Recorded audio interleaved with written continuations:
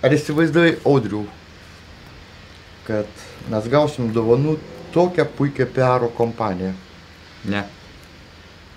Visigi žinojo, mes neturim pinigų, kandidatavimų į Seimą, brangiai reklamą ir taip toliau, ir taip toliau. Bet mūsų planas išdegė. Taip. Plano esmė buvo kokia? Plano esmė buvo labai paprasta.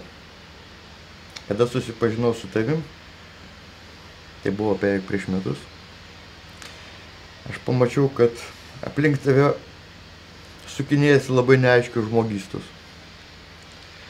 Dabar jau, kaip aš tave pažįstu, aš galiu pasakyti, reiškia, tu iš tikrųjų buvai visą laiką labai naivus ir labai atlaidus žmogus. Nestinga.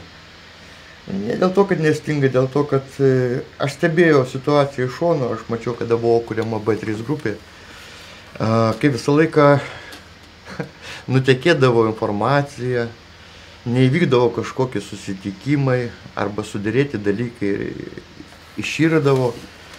Ir savaime suprantama, kad mūsų grupė visą laiką buvo pakankamai nesveika atmosfera, nes mes žinom, kad kažkas pasišneka su mumis, įsirašo pokalbius, tos pokalbius atiduoda kažkam, kažkur ir visą laiką tai turėdavo kažkokias negatyvias pasiekmes.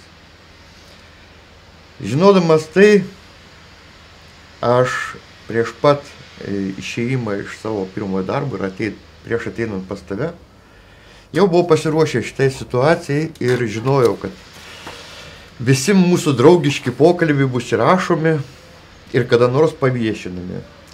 Todėl į visus klausimus, kuriuos uždavinėdavo mūsų draugai, aš atsakydavau taip, kaip jiems reikia. Jeigu jie manęs, pavyzdžiui, klausdavo, reiškia, ko tu eini į tą darbą? Tugi turi geresnį darbą su didesniais pinigais.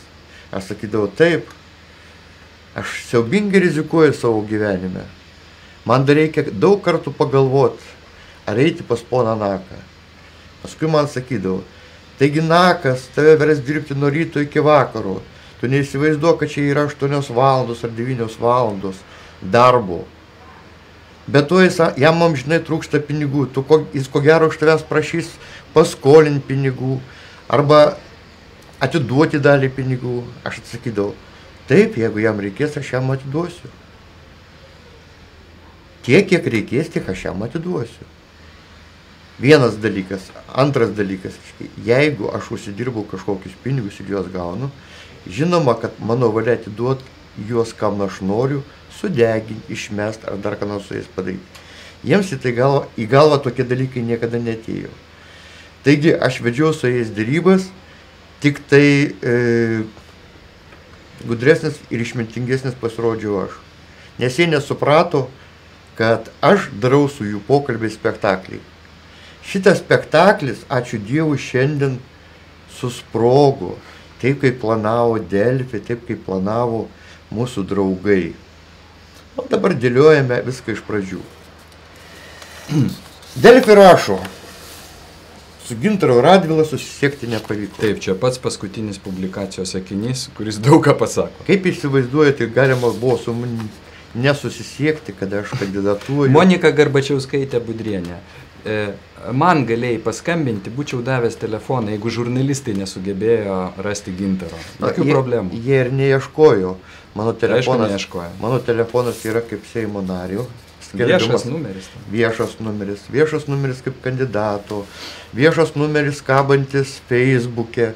Mažiausias noras, mažiausia galimybė susirasti mane ir aš būčiau atsiliepęs ir mielai davęs interviu dėl visų šitų įrašų ir visos šitos istorijos. Bet nieko baisaus. Nelabai reikėjo, kad tu kažką komentuotum. Mes nieko nepraradom, mes galim dabar į eterį visiems rinkėjams. Kaip manai, Delfi įdės mūsų komentarą savo Valatko Delfiniam tinklalapį nepriklausomam? Įdės. Įdės? Puiku, tada kalbam. Įdės. Mes tiksim kaip komentuotojai, komentuojantis komentarą. Tai nuo ko nori pradėti? Nuo pradžių einam, kas čia parašyta. Aha. Seimo narys turės bylinėtis teisme su buvusiais savo bendražygiais. Tai tu šitą žinojai? Man Delfi skambino prieš 2 dienas, man atrodo, tai buvo trečiadienis, buvo plenarinis posėdis, aš kaip tik salėje buvau ir būtent apie tai jie ir klausinėjo. Tiesą sakant, kai aš čia paskaičiau, jie ne visą pokalbį įdėjo, nes aš jiems pabrėžiau, tai žurnalistai, neatsimenu vardo, kuris su manimi kalbėjo, kad kreiptis į teismą demokratinėje valstybėje yra kiekvieno teisė. Ir tai yra labai geras žingsnis, kadangi tik teisme reikia aiškinti santykius, jeigu kas nors kažkam nepatinka. Jie abu labai teisingai pasielgė. Pažiūrėk, koks auksinis Delfi teiginys. Naujas į darbą priimtas padėjėjas pripažino, kad dirba tik fiktyviai ir savo atlyginimą atiduoda Seimo nariui. Tai dabar aš noriu tavęs paklausti iš eilės, o kaip tu fiktyviai dirbi pas mane? Papasakok, prašau. Nu, aš turbūt ateinu į Seimą, Taip, atsirakinu tavo duris, taip. atsisėdu ant savo kėdės, įsijungiu savo kompiuterį. Ir sėdi ir ten naršai, reiškia. Naršau arba kalbuosi su tavim, arba imituoju darbą su tavim. Tai ir yra fiktyvus darbas. O tu, pavyzdžiui, kontroliavai, kad aš išeinu pietauti? Ne, nekontroliavau. Apskritai, Šiandien mes kartu pietavom, va taip. O vakar? O vakar ne. Tai aš neturiu to paaiškinti, kaip aš dirbu fiktyviai. Tai bet Delfi šaltinių teigimu, Monikos Garbačiauskaitės teigimu, naujas į darbą priimtas padėjėjas pripažino, kad dirba tik fiktyviai ir savo atlyginimą atiduoda Seimo nariui. Tai tu mažą to, kad dirbi fiktyviai, Taip. atlyginimą atiduodi, tai tu kažkokiam kitam darbe dirbi. Papasakok. Ne, aš nedirbu kitam darbe, kad aš buvau priimtas tamstos padėjėjų, tai aš negalėjau dirbti 2 darbuose, aš tai pažeičiau darbo įstatymus ir taip toliau ir taip toliau. Aš iš savo buvusios darbovietės labai puikaus ir garbingo leidinio Savaitė išėjau. Leiskite, aš tave pertrauksiu. Delfi šaltinių, tai yra Monikos Garbačiauskaitės teigimu, tarp atleistosios Nako padėjėjos Gobienės ir naujo padėjo Radvilos vyko telefoniniai pokalbiai, kurie buvo įrašyti, kaip minėjai. Taip.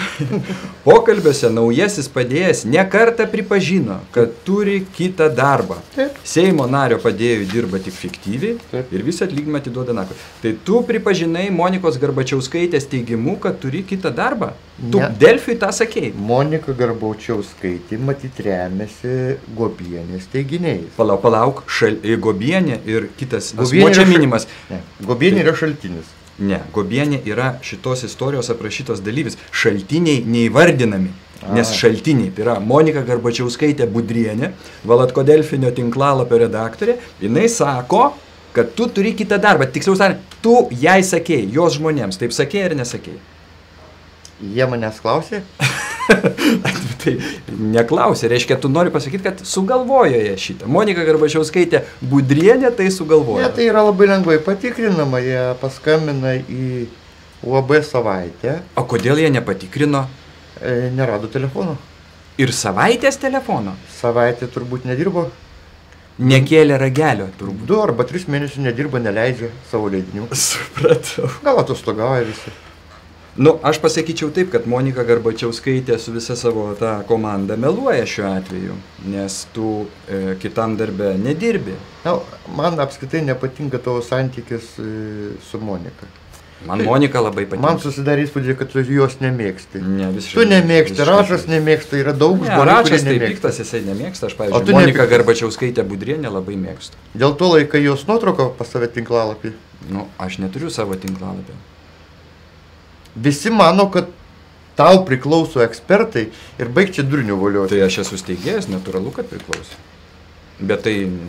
Tu negalėtai vardant šventos ramybės atsiriboti nuo savo to tinklalapio. Gerai, Atsiriboju. atsiriboju. Padaryk viešą pareiškimą, Darau viešą pareiškimą, atsiriboju nuo tinklalapio ekspertai.eu. nes jis labai kremlinis.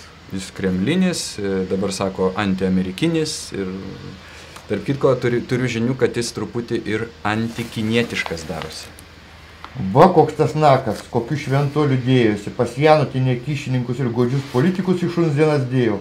Štai, kaip po to žmonės nesakys, kad Seime sėdi vieni vagis ir sukčiai. Sakys, paskaičius Monikos Garbačiauskaitės Budrienės straipsnį, kurį parašė Birutė Davidonytė, tai gal jinai man ir skambina, aš nežinau. Tai iš tikrųjų žmonės pagalvos. Bet Tamsonas, kiek prisipažink, esi monstras. Monstras, prisipažįstu.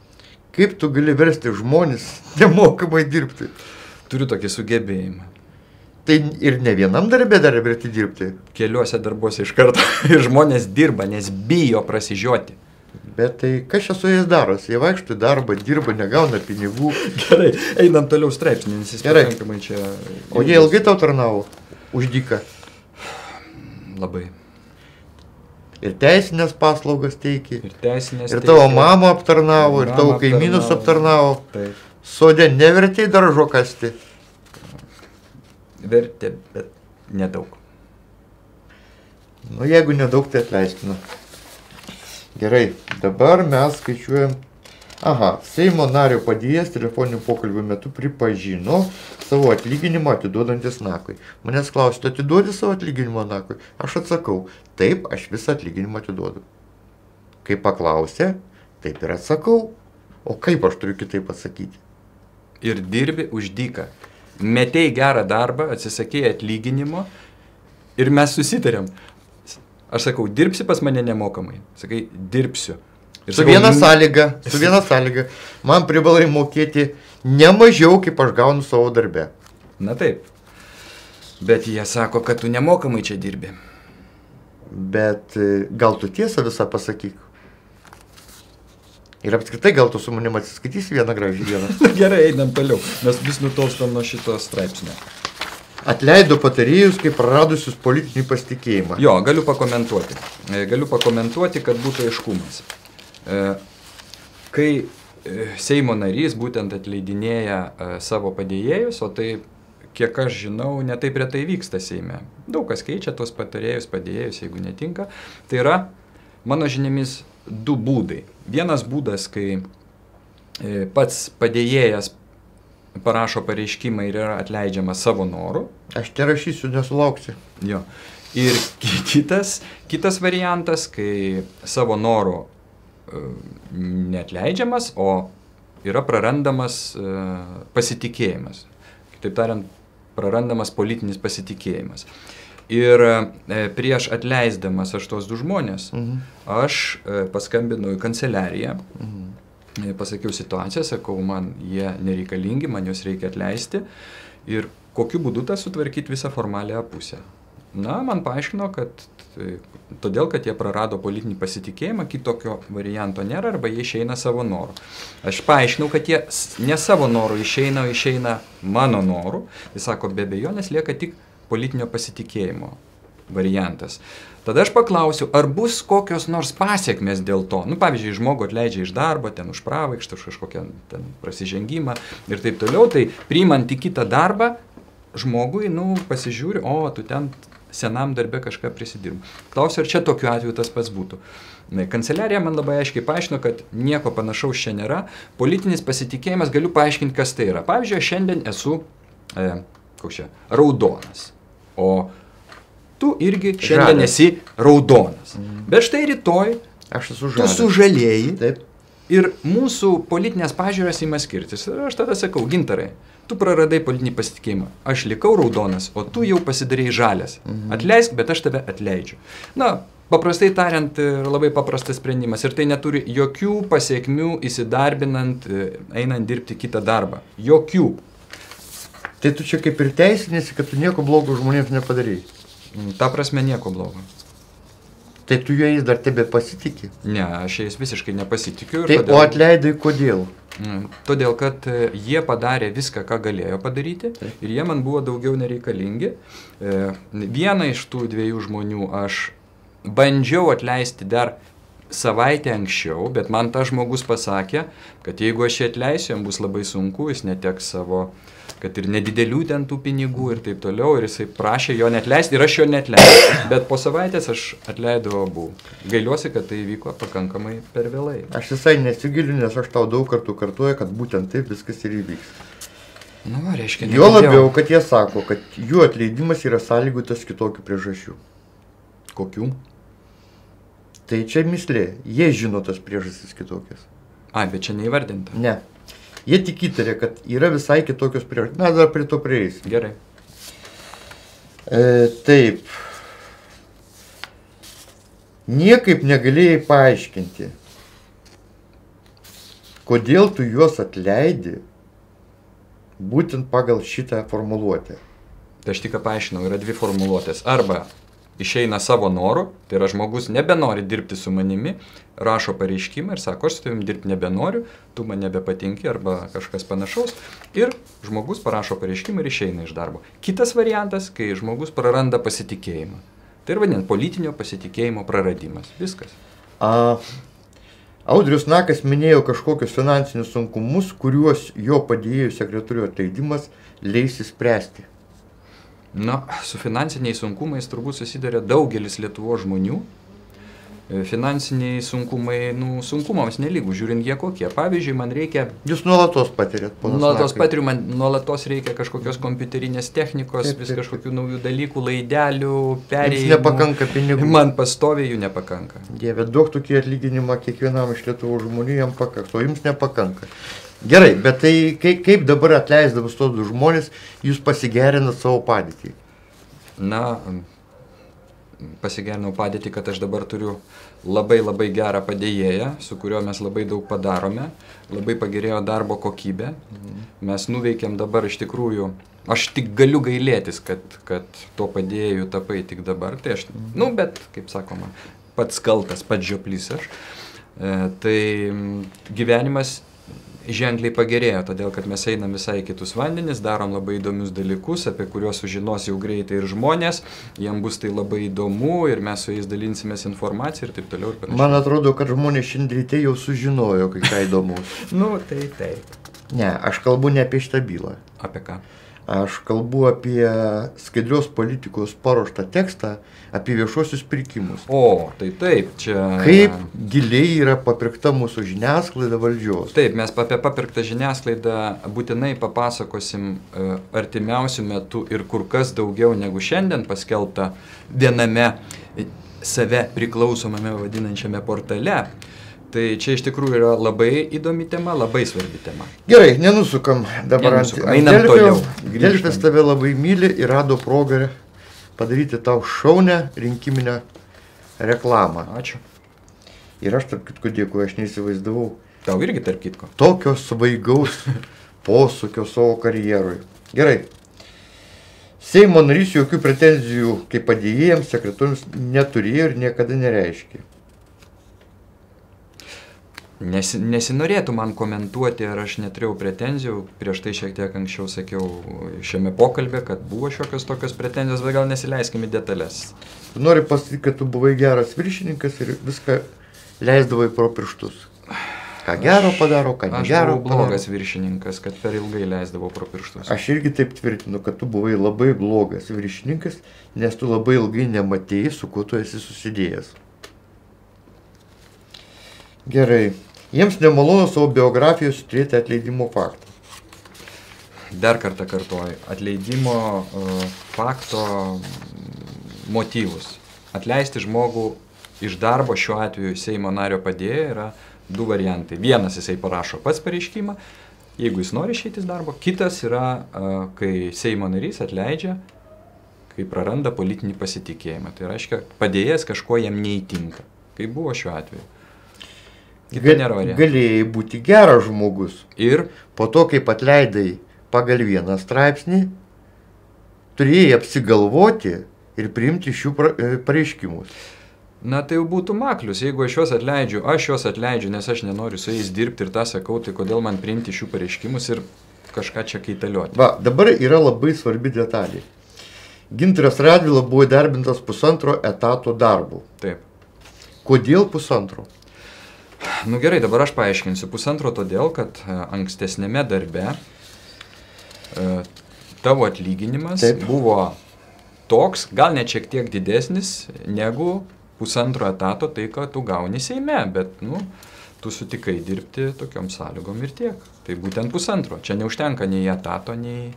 Aš skaudžiai praradau apie 10 eurų. 10 eurų. Kaip tu paaiškinsi mano šitą motyvą? Bet aš šiandien už pietus daugiau sumokėjau. Bet vis tiek tu turėtai kažkaip paaiškinti man šitą motyvą. Eiti į 10 eurų mažiau apmokamą darbą. Gal tu troškai garbės vis tiek, taip. Kažkokio žinomumo didesnio. Priartėti prie Seimo. Prie Seimo, prie to lovio priartėti. Kandidatuoti. Nu, tai va, ir prisiplakti prie tavo vardo. Prie vardo. Tai todėl 10 eurų nėra taip jau brangu.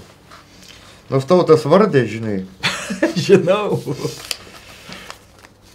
Tai tarp kitko manęsgi paklausė per debatus. Taip. Ar nesikerta su mano vertybėm darbas pro žmogų, kuris yra paskelbtas nacionalinė grėsmė? Na, čia prilipdyta etiketė. Iš tikrųjų, aš labai norėčiau būti paskelbtas nacionalinė grėsmė, nes tai būtų stipru. Iš tikrųjų, po tos VSD ataskaitos aš pats asmeniškai kreipiausi į VSD prašydamas paaiškinti. Tai. Jie atrašė, kad jokia aš negrėsmė ir visiškai neteisingai žiniasklaida. Negalėjai raštu iš jų paimti. Aš turiu raštu. Turiu, viską turiu. Oi, mūsų saugumiečiai. Tiesiog žiniasklaida, į tą pirčią kaip su auksiniais šaukštais. Jie šaukštus pamato, auksinius už 4000, va Delfis, už 4000 šaukštus pamato, bet už kelis milijonus ko nors ir nepamato. Savęs paties. Bet vis tiek tokioj grėsmingoj situacijai gyvename, kur 2 signatarai ir 1 Seimo narys yra nacionalinė grėsmė. Tikrai baisu. Tai jūs reiktų tiesiog išimti iš tos teritorijos ir pasiųsti į Maskvą. Seniai nebuvau Maskvoje. Tarp kitko visai norėčiau nuvažiuoti. Aš čia skaičiau vienam komentarė. Išalkę Kremliniai jėda vienas kitą. Jūs turbūt nuolatos jaučiatės išalkęs. Jeigu aš nepavalgau maždaug apie 13 valandą pietų, tai pat žinai, koks aš būnu. O aš galiu, žinok, nevalgyti visą dieną. Nu, aš negaliu. Ne, aš galiu po to, jeigu tą prakenti, tai jau po to gali ilgai nevalgyti. Bet tuo metu, ne, man reikia pavalgyti. Labai įdomus teiginys. Gintaras teigia, kad jo Seimo nario padėjo darbas neliečia. Nu, čia stiprus Delfi teiginys. Delfis, tai juk tai tas portalas, kuris stipriai moka užvažiuoti. Teiginiai netremiami. Čia visur, dirbi darbą ir tavęs neliečia. Komfortas neblogas. Bet to aš pripažįstu, kad pats labai norėjai mane pasiimti. Aš? Taip. Tai man turėjai kažką ir pasiūlyti. Aš tau kai ką pasiūliau, bet nei kameras. Nu, o ką? Vis dėlto. Mes po to. Po filmavimo. Na ir po to, kada baigėsi darbo mėnuo, aš tau atiduodu pinigus. Taip.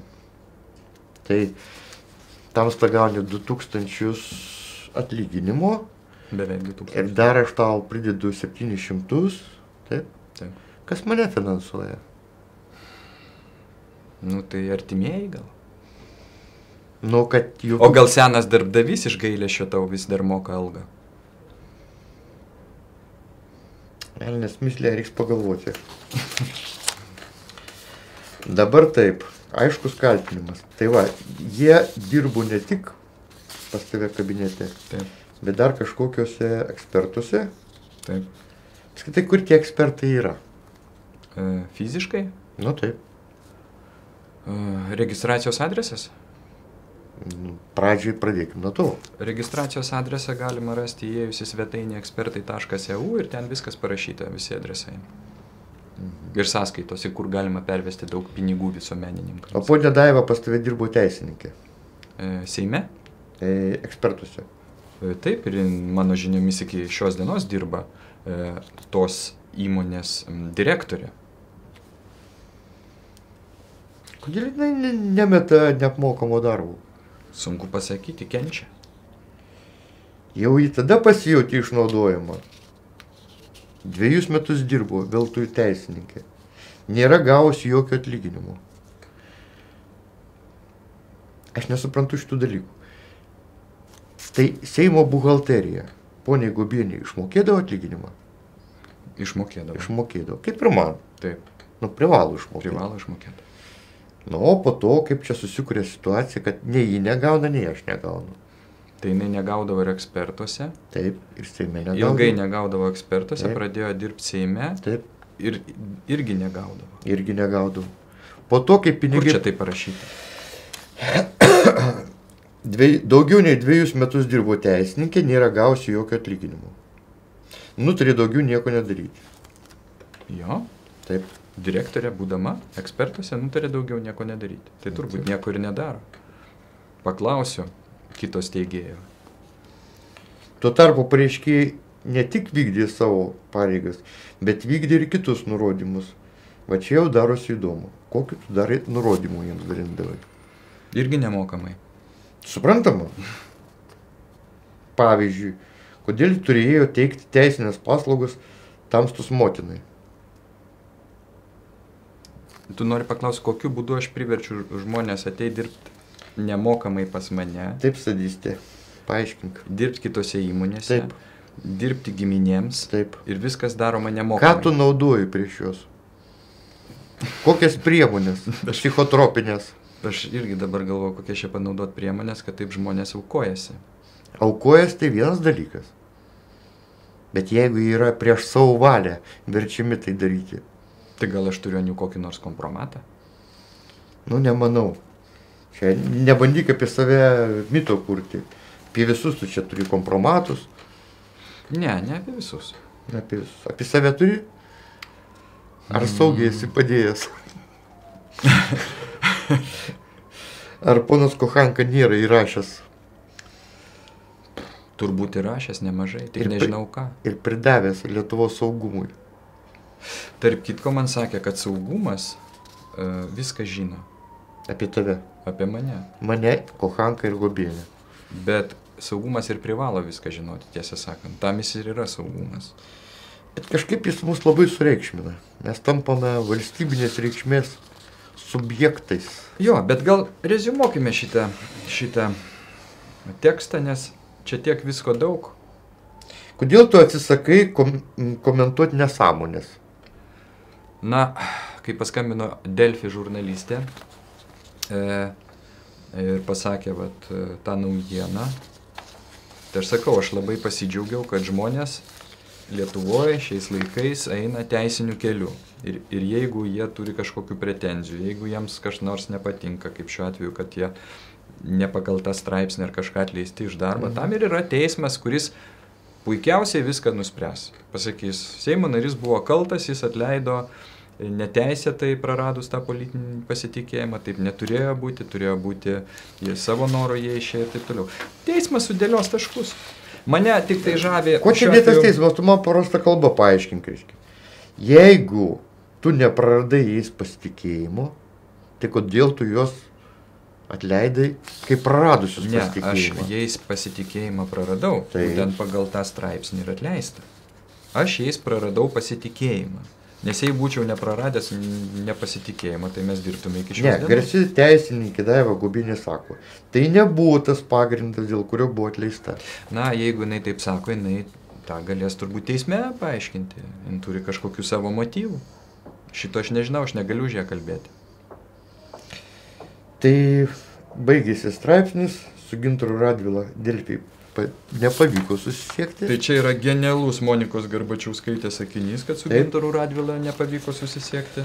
Toks tobulas, geltonosios, meluojančios žiniasklaidos toks sakykime, ženklas. Nieko nemeluoja. Meluoja, aš labai nemažai skaičiau, kad labai daug meluoja. Nieko nemeluoja. Manipuliuoja. Jai atnešė medžiagą, materialą, kuriame juodu ant balto buvo padėti įrašai. Nu ir ką? Jai įrodantis... O kodėl tų įrašų neviešina? Palauk, paviešins. Juodu ant balto įrodantis. Kam nors įdomus. Kur sakysime, mane klausė, reiškia, tu atiduosi nakui pinigus? Aš sakau, taip aš atiduosiu. O, prisiminiau tokį atvejį, kai atėjau į Seimą, viena teisininkė, man atrodo, jin dabar irgi kandidatuoja su viena partija, turėjom pokalbį Facebook'e. Ir kalba ten apie reikalus ėjo, jinai man sakė, galbūt ir pas mane dirbtų, jeigu ten jie irgi reikia darbo. Tiesą sakant, gana įkyriai prie manęs prisikabino ir norėdamas kažkaip užbaigti tą pokalbį, nes matau, kad gražiuoju nesibaigs, aš pasakiau, kad aš negaliu priimti kitų padėjėjų savo, išskyrus tuos, kurie man yra paskirti. Aš esu įtakojamas, aš nieko negaliu pakeisti, ką man duoda, su tais turi būti. Tai žinai, kas atsitiko? Jau po kelių dienų tas Facebooko pokalbis, jis buvo tarp dviejų žmonių. Taip. Buvo išplatintas visur, kažkokiuose dar žiniasklaidos priemonės pasirodė, koks nakas jam padėjai priskiriami sistemos ir mafijos, jisai nieko pakabintas, reiškia. Kieno pakabintas? Tai va, tai aš tik noriu pasakyti, kad šiuo atveju man labai panašu ir tavo nemokamas darbas kaip Seimo nario padėjėjo. Matai, kadangi buvusio padėjėjo žodžiais tariant, aš esu 100% žvalgybininkas. Sveikinu. Ačiū. Tai jam dėrėjo susimastyti, su kuo jis turi reikalą. Jis nesusimastė gal.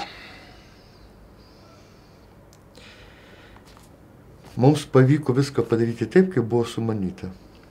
Taip. Mes turim puikų straipsnį. Šiandien apie mus skaito visa Lietuva. Skambina žmonės. Klausia. Tu nejauti jokios gėdos. Ne, nejaučiu.